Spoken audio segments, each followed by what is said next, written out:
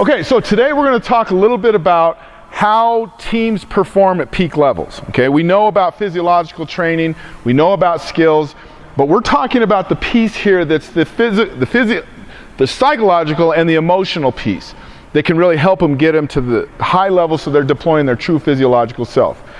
We define a team as a group of people who have collective objectives and goals. But sometimes teams become groups.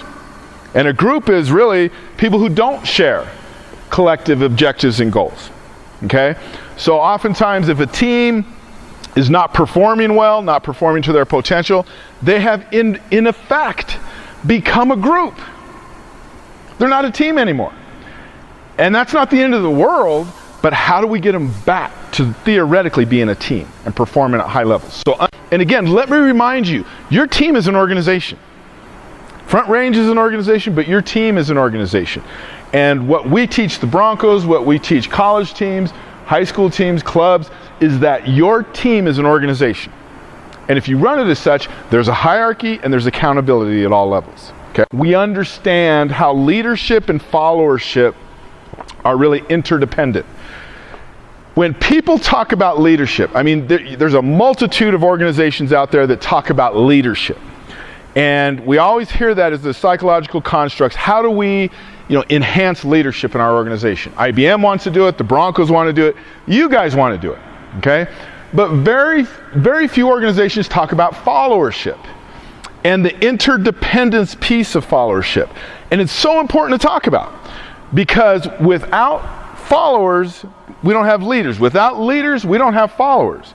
And the key is this: your players are most of the time followers. One thing I want us to understand is that leaders have no power or influence without followers giving them consent.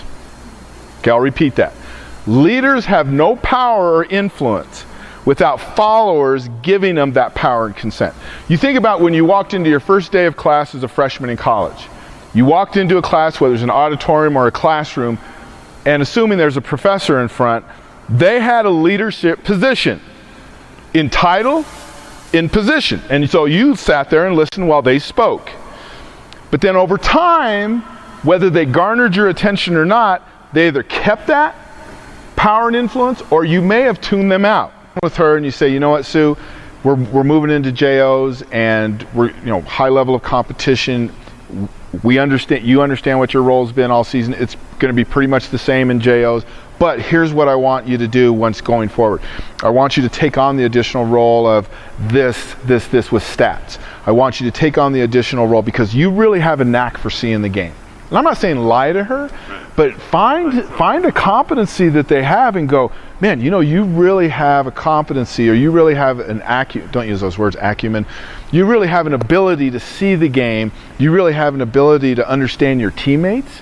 So I'm going to give you this additional role when we go to JOs. Can you help us out by doing that? And just kind of engage them in that way. And usually, players love to be told, wow, you have this special ability, and then they buy in. Okay, psychological safety is a term we use in organizational psychology that really defines that you have a collaborative and safe environment for your athletes. And what that means is that it's a collaborative environment where they feel like they can come to you with concerns, ideas, and any really thing that's on their mind. Now, I used to coach high school football for over 18 years, so I know that sometimes if you just open the floodgates to tell them, hey, I have an open door policy, then you might be spending a lot of time just talking to them about things that really may not matter to team performance. But what I'm talking about is athletes being able to come to you and saying, hey, coach, you know what, I have an idea about how we can structure practice. And you may not want to do it, but at least it gives them a voice. And here's the deal. We have done research on this.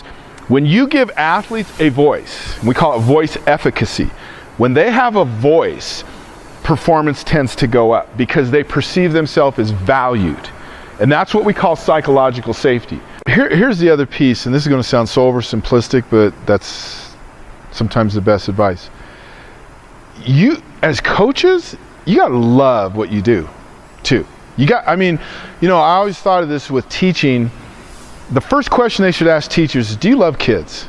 Do you just love being around them? Forget about your pedagogical, your andragogical systems and your curriculum and all these fancy educational words.